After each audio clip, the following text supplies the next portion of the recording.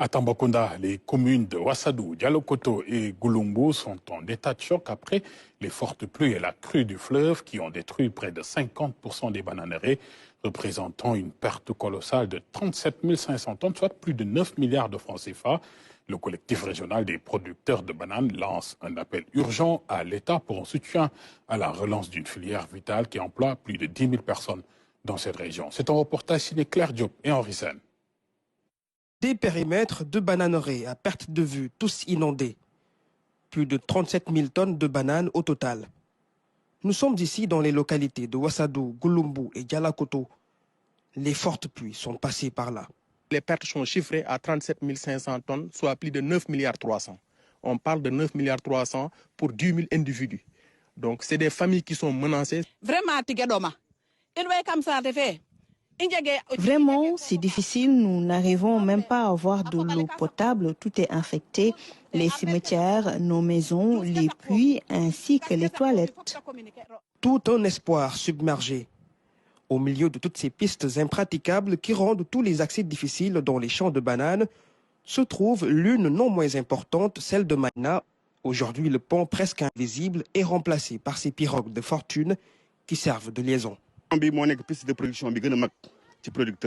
Ce pont joue un rôle crucial pour nous les producteurs de bananes, car pratiquement 80% de la production passe sur ce pont.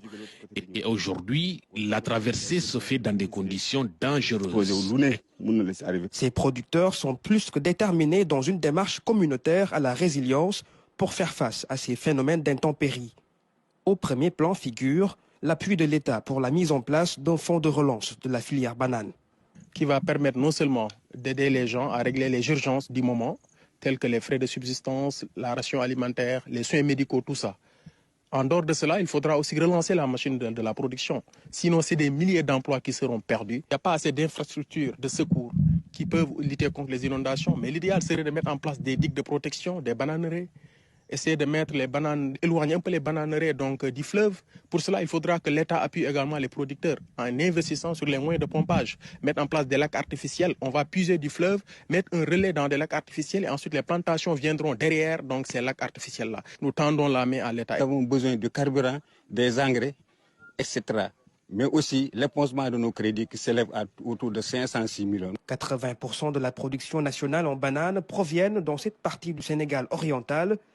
L'activité permettait de lutter contre l'exode rural et l'immigration irrégulière. À l'occasion de cet élan de solidarité nationale initié par le chef de l'État Bassirou Diomaye Diakhar Faye, les producteurs s'y associent pleinement.